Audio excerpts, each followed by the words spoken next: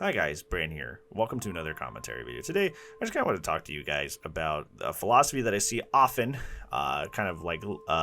levied around so many different gaming spheres is, nerf nothing, only buff everything.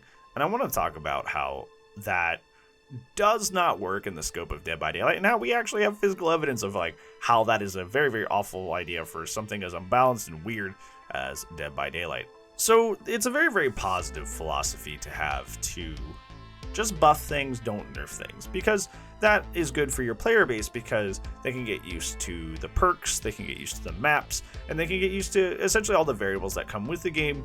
And the only surprises that come is new possibilities. You're not losing anything if nothing gets nerfed. You're just trying to learn other things. If you've been used to if you've been used to using barbecue and chili your entire time for long-range map awareness, long-range tracking, but suddenly surveillance gets a buff that helps you get long-range tracking using the generators, you're probably just gonna figure out how to use both, right? You're not gonna stop using barbecue. It just gives you another option if surveillance would get buffed and to be equal to barbecue and chili in terms of info. You would just use both, right? You would just in some builds I'll use this, in some builds I'll use that. And that would be different if they buffed surveillance but then nerfed barbecue. That would be sad because we've been using barbecue since the beginning of time, mostly for the blood point component, but also because the info is nice. So then we would just all be sad, right? We'd be like, dude, this perk that we've used for literally forever is just now bad or not usable, and now that sucks, right?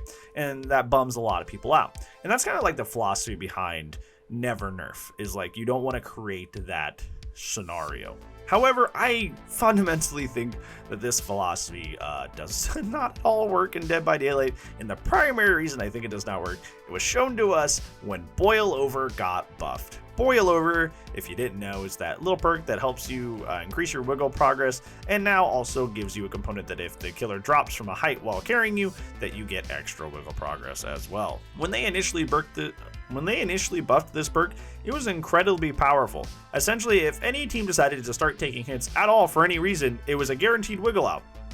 This, combined with the incredible situation that you have with it, where if you fall from a great height, the wiggle progress bar goes way up, was essentially into situations where survivors were intentionally running to the top of tall structures without any sort of way to easily hook them, and then intentionally forcing you to slug them because there was no way for you to get out of that high spot without being able to wiggle off. Obviously, the problem places with this was the RPD library, as well as the top of the Area of the Crows. Matter of fact, even with Boil Over's nerfed version, you can still go to the top of Area of Crows and slug there, as long as you have somebody dedicated to Sabo the hook that is up there upstairs on the Area of Crows. You can still have the same situation where you force Boil Over to work and force the killer to slug you. Same thing with the RPD library. There's a hook up there. If you dedicate somebody to saboing that hook or body blocking, you will still wiggle out every time. So if we go back to our previous example of never nerfing and only buffing, if you buff surveillance to give you more info, that means the killer is more able to go find survivors, which therefore leads to more gameplay, because that means the two sides are interacting more. Boil Over leads to a removal of gameplay, which is a removal of the killer's ability to hook and continue the game. Boil Over removes gameplay from the game. It stops the killer, and technically the survivor, from playing the game. It is essentially hitting a hard pause button on the game and essentially handing the baton off to the other survivors to progress the game while you essentially waste the killer's time. And I think that's fundamentally why this does not work as a design philosophy for Dead by Daylight, because they buffed Boil Over because nobody was using Boil Over, because it was just kind of an okay kind of it's an okay perk, and some people ran it with their Sabo squads, but it really wasn't that great. And they said, okay, well, we want this perk to be used more, so they buffed it. But the whole point of Boil Over as a perk is sort of a prevention of gameplay, and when they made it actually strong, it was preventing gameplay across the board. It was actually stopping the game from being played. in a very annoying and irritating way. It was not good for the game's health because it was quite literally putting the game into constant timeouts. That was miserable mostly for the killer side, but really miserable for both sides. So in Dead by Daylight, you can't really follow this philosophy of only buff, never nerf, because certain perks and situations in Dead by Daylight actually hinder the gameplay and actually hinder the gameplay flow and just naturally. So if you make those things super powerful, you actually end up like shooting your gameplay in the foot. Like you actually end up taking out parts of the gameplay and making the game miserable if certain perks are actually super powerful and actually super strong. A lot of people were referencing that Clown's buff actually didn't do too much for him and actually didn't make him really that different from his previous iteration. He is better just by nature, just because he can have some level of speed and presence, even if it's only slightly more. But I think that's another great example. Is like, do you really want to live in a world where Clown is like really good and has a ton of map mobility? Because he's already kind of boring to death in Chase, because all he does is just throw with the slowdown bottles, force you to throw down pallets, and once you run out of pallets, he just hits you.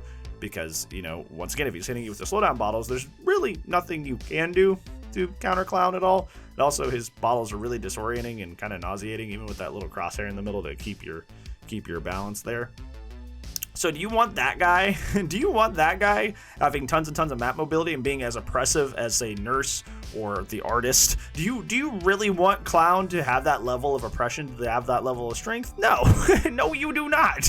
Because that is miserable. Do you really want to just be followed around and chased to death by a super high mobile Clown that literally does not care at all for your looping ability? It's just slow, stab, slow, stab. Like, that would be boring. And that is like another great example, I feel, of like, hey, if we had buffed that character to actually just give him a ton of map mobility and presence, he would probably be about as obnoxious as a sweaty Blight or as a sweaty Spirit. Like, that would just be miserable. So you can't really go down this route on both sides, both Survivor and Killer, of just buff it. Just buff it, never nerf it, because some things in this game, when buffed, actually remove gameplay from the game and therefore make the game a more poor and sour experience for all parties involved. And when that starts happening, that starts forcing people away from the game, and that will inevitably kill the game. So you don't want to put the game into its death throes just based on a woohoo kind of feel good gameplay balancing idea. But yeah, thank you so much for watching, guys. Hopefully you enjoyed my video today. If you didn't, I don't know what to tell you. It's done. I can't re-edit it now. But anyways, thank you so much for watching, friends. I appreciate you so much. I do upload daily, so hopefully I will see you tomorrow. But if I don't, I will see you when I see you, friends.